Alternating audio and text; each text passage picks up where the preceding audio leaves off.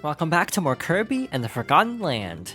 Last time, we started exploring Winterhorns, so this time, there's something special I wanted to show in Waddle Dee Town. So, after defeating the previous boss, we unlocked the Coliseum, and I want to try this out. This will be an interesting test of our skills. Welcome to the Coliseum's reception area. You can enter tournaments here and battle a rush of former bosses. If you make it all the way to the end and come out on top, you'll win a special reward. And that's not all. We seem to have an unexpected warrior using our first tournament as training. All the way from Planet Popstar, stuck in this new world like us. That's right, it's Mennonite. So, are you gonna enter the tournament too? Okay, you're officially entered in Mennonite Cup. It's about to get intense in there. I can't wait. The entrance to the Coliseum is right over there. Prepare for some tough battles, then head on in.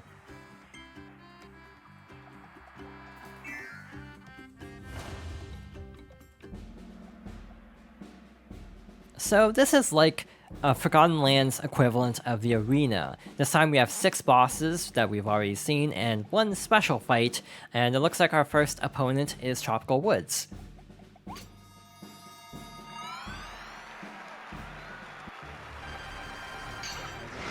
Kirby has entered the arena and the crowd has entered hype mode.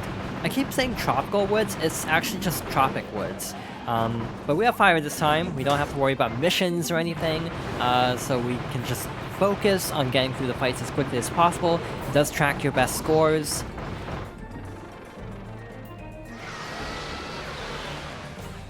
Hang on to something, folks, Kirby's foe is about to go all out. Watch out, Kirby! We also have color commentary by Waddle Dee, which is always delightful. But overall, this isn't too bad. There are plenty of Maximum Tomatoes, so I'm actually not even worried about taking damage. I'm just trying to get through this quickly.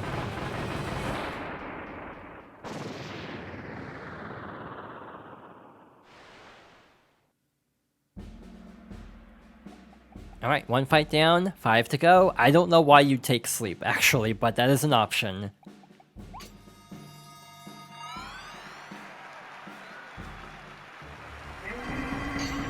Crowd's cheers for Kirby are echoing off every wall in the arena.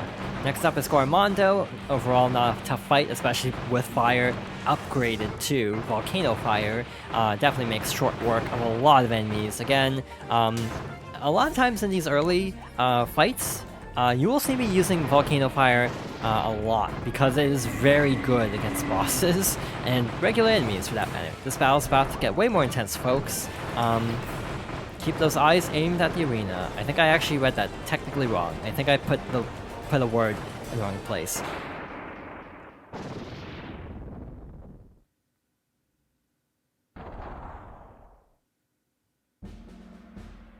And that's why fire is really good, because you can deal damage even when you normally aren't able to deal damage.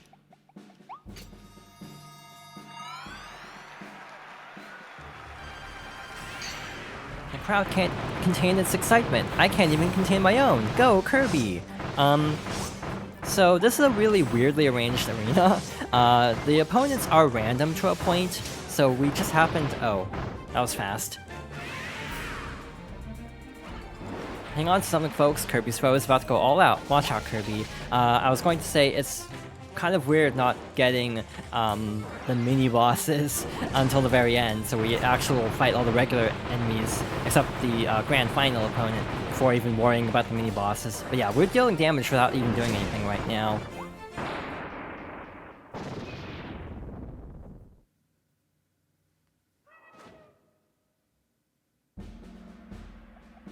Three more to go, and yeah, we have mini-bosses, so this is actually slightly anticlimactic.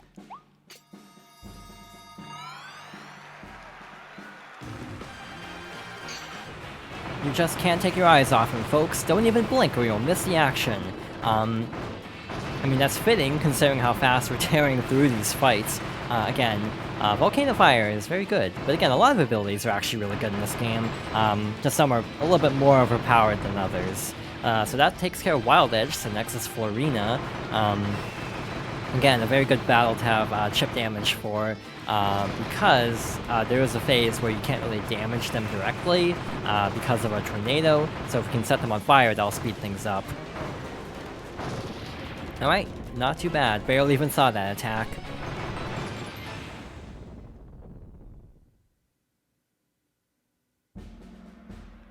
Next up is the second set of mini-bosses.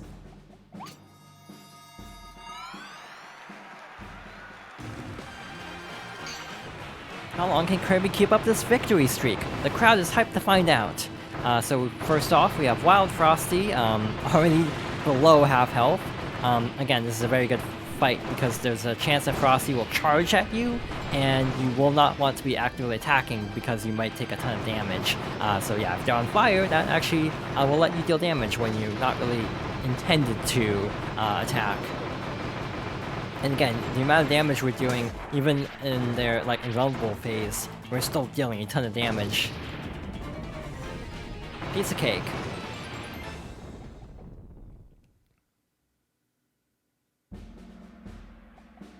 Alright, so we have a treasure here, coins, and a healing item. We didn't even use any of the maximum tomatoes.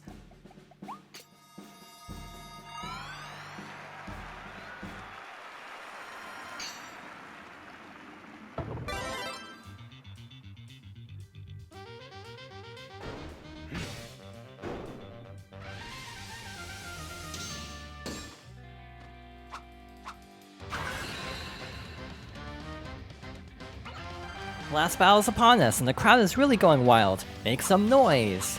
Our final opponent of the Mennonite Cup, of course, is Mennonite himself, the Lone Swordsman.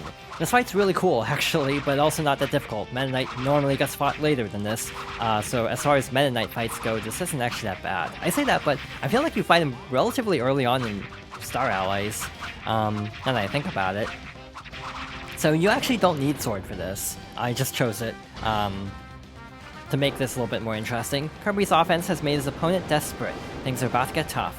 If you attack the sword that's provided to you, you can use your regular, or your previously picked copy ability. There's actually a special clash animation with sword though, and I don't think we'll actually get it because we're actually getting through the fight too quickly.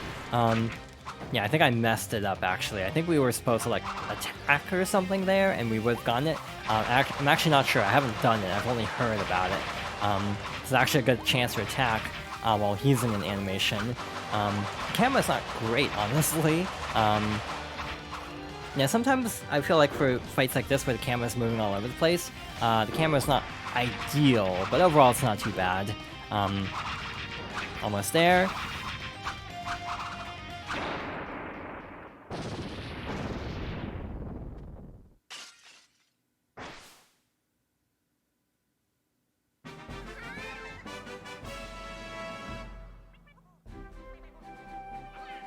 Whoa, a stunning victory over the Lone Swordsman, Mennonite. Kirby wins!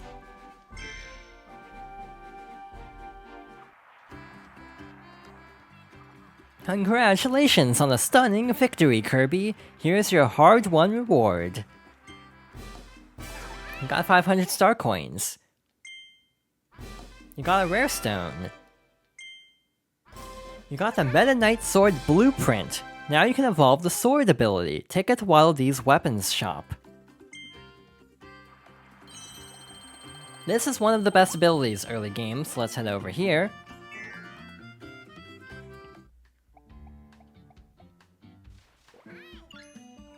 Whoa, is that a Mennonite Sword Blueprint? I want to make that. Gimme, gimme! Alright, let me get my tools ready. Then we'll get this evolution started.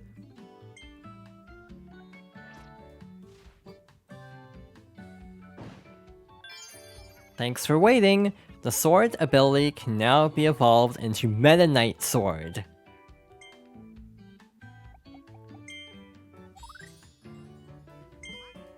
Would you like to evolve the sword ability into Mennonite Sword?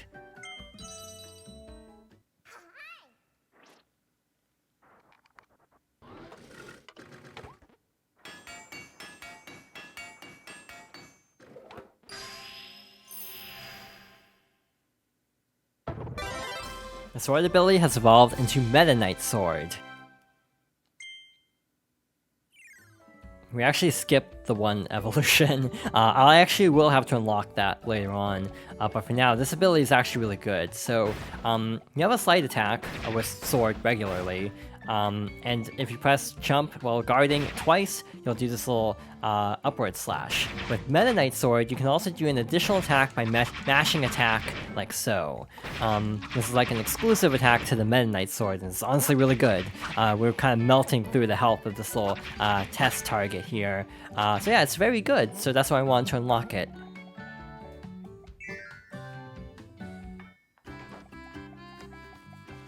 Alright, so what does Elfilin want? When the Waddle Dees were first being captured, I thought I would end up all alone again. But then I met you, Kirby, and you worked so hard to save everyone and rebuild this town. Thank you, Kirby. Thank you so much. Well, that was sweet. How much health do we have? Our health meter isn't on the screen, so I assume they healed us after that. Otherwise, it would have shown something.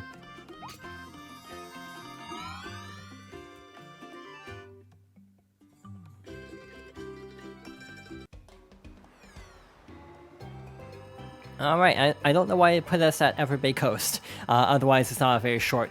It's a fairly short trek back over here, thankfully, to our next level, which is... Windy Freezing Seas.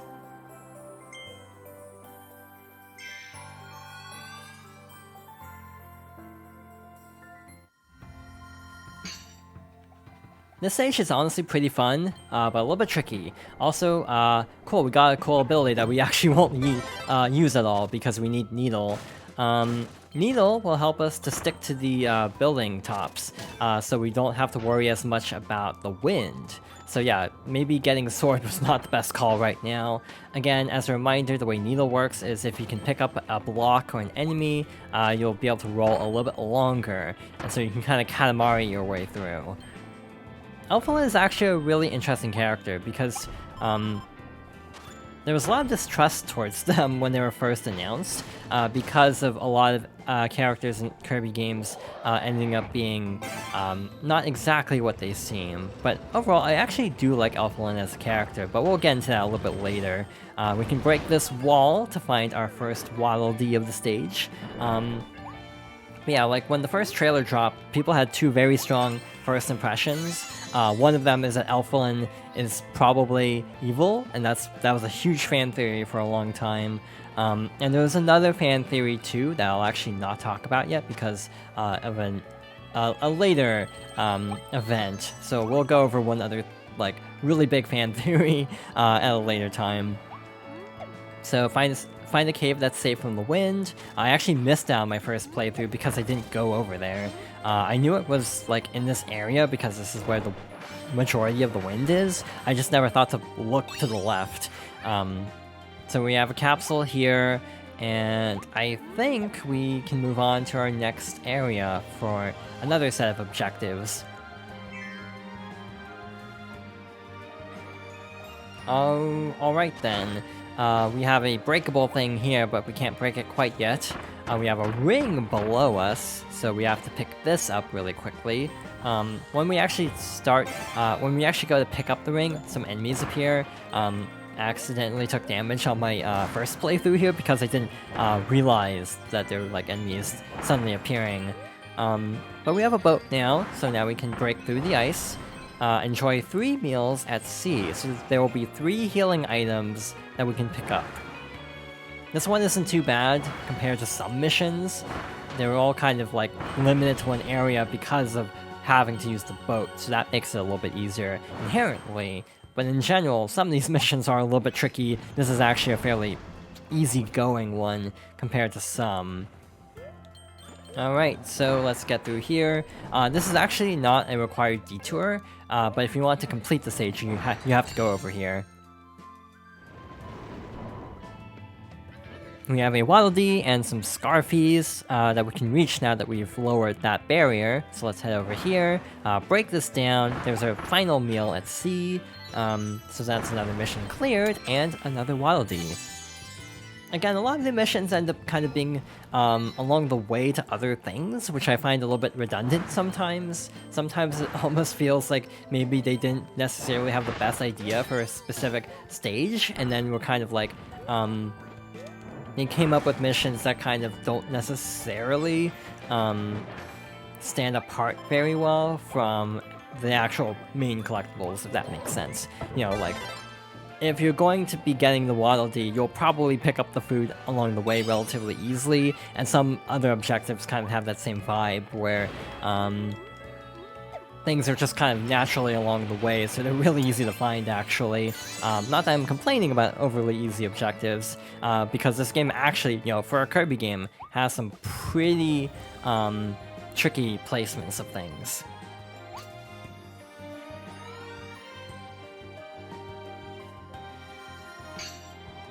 So we have a windy section here. I think the final mission should be here.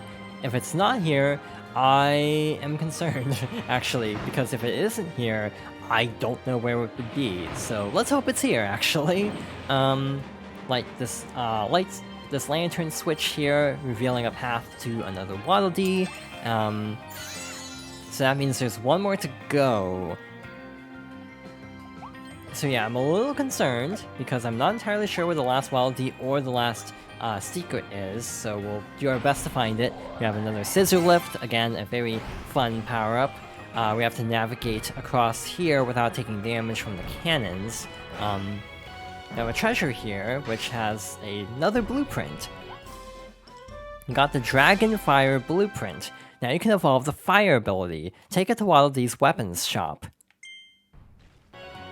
I mean, I've been using fire a lot this playthrough, that is definitely worthwhile. It's just more powerful Volcano Fire, which is already kind of overpowered, as we've seen, so definitely worth considering heading over to town to actually get that. Yeah, I'm actually starting to worry a little bit about where this is, because I'm actively drawing a blank on where this is. I hope it's over here, because if it's over here, then I don't have to worry as much.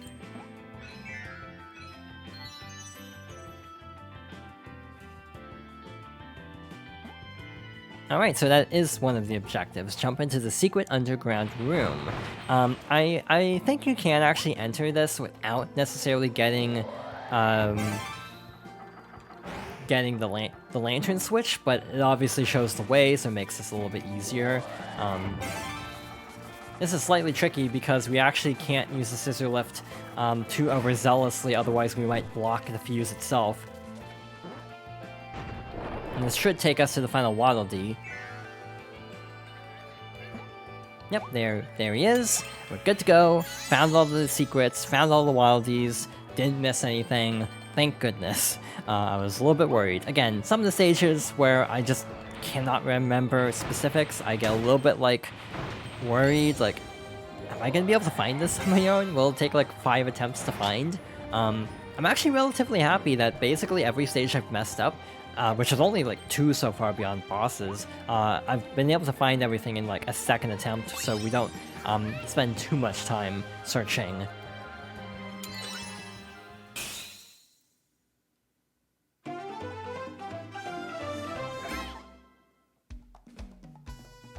So yeah, we found everything. Again, on my first playthrough, I think I only missed the cave that's safe from the wind, and maybe a Waddle-Dee, but overall this stage is actually pretty straightforward. Pronto Bert. Mookie, what a happy little ape. Smile and dance, Mookie. Watch him swing and throw his little hammer around. You can tell he's happy to see you. Just look at that smile. Huh? That's not a smile. He's trying to scare us. Well, it's working now. Yikes. Invincible candy.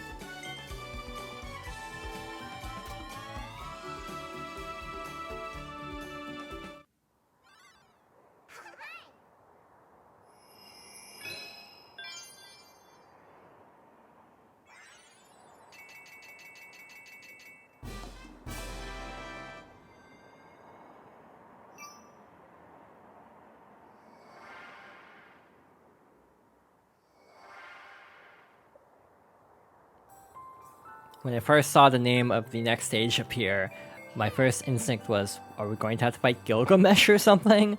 But we're not going to worry about that quite yet. We'll worry about that next time. For now, let's actually head over to Everett Bay Coast and start actually chipping away at some of the treasure roads that we're really falling behind on. Still have quite a few here. So let's start with the drill treasure. Dig and destroy. Drill trial.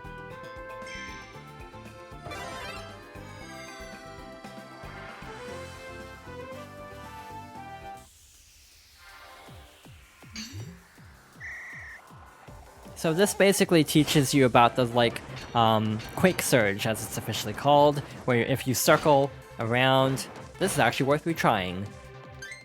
By the way, you can try again on treasure roads, you cannot try again in the regular stages, which is a little annoying actually. You try from the start of the stage.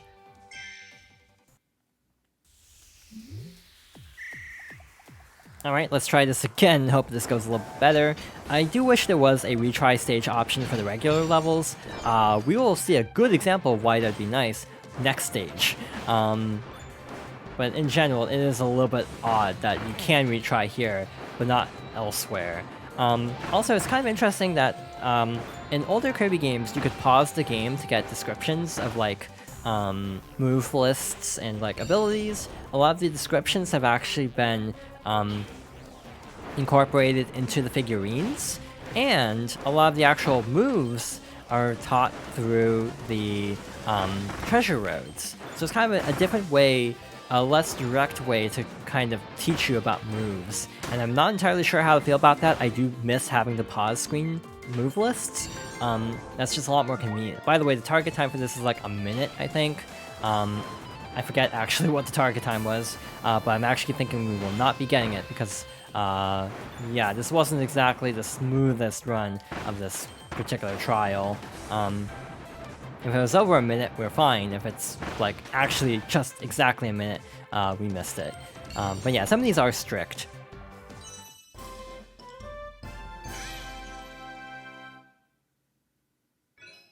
We were off by 0.72 seconds. That actually really sucks, and this honestly happens to me a lot with this game, with the treasure roads.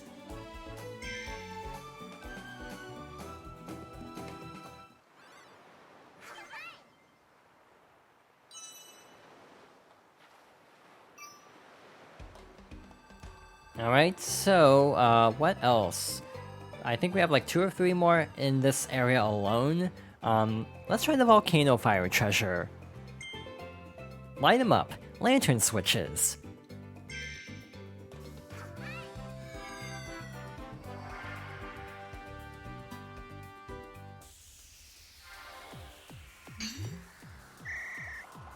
So this one is fairly self-explanatory. We have to use Volcano Fire to light the switches and open up the next path as quickly as possible. It's a little bit easier said than done. Our target time is a minute. And yeah, our difficulty for this one is 3 stars, which is kind of a lot actually. I'm just gonna do something very dangerous that is not paying off in the slightest. Trying to use the actual dash to light some things instead of trying to dodge the bar Gordo. How did that miss? I do feel like a lot of times these shots end up missing, and it's kind of frustrating that the volcanic rocks just go completely around the lantern. Can we do this in 10 seconds? I don't think we can, but we're cutting this very close either way. Actually, maybe if we dash enough times, we might get there.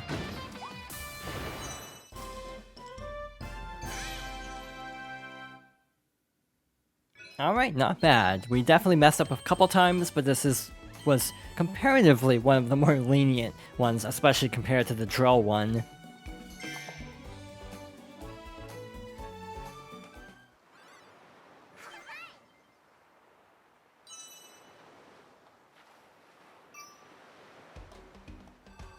And next up, how many do we have here actually? Let's check.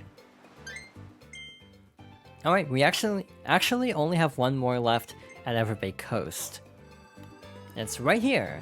The sword treasure. Slash and slice. Sword trial.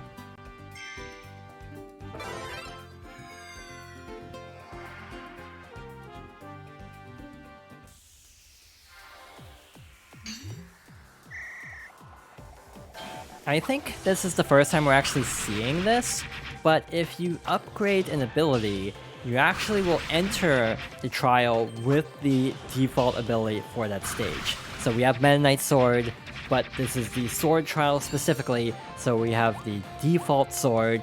Upgrading abilities does not give you a tangible benefit for the treasure roads. Also, I like how the little spin of the sword attack actually leaves little marks on the ground. It's actually not super easy to see in regular stages sometimes, but against this particular background, it's a little bit more obvious, and it's honestly a really cool detail.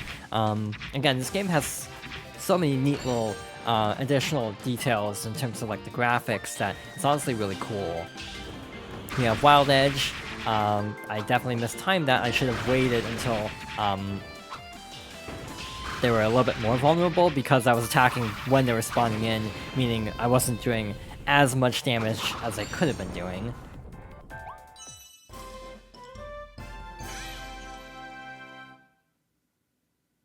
Barely made it. Not necessarily the cleanest run of that stage I've had. I think that actually was approximately how well I did before, but we did make the target time. Some of the later combat trials are actually really difficult, but I think there might be ways around it, but I'll look into that when we get there. But yeah, definitely having the default ability makes these types of stages way tougher.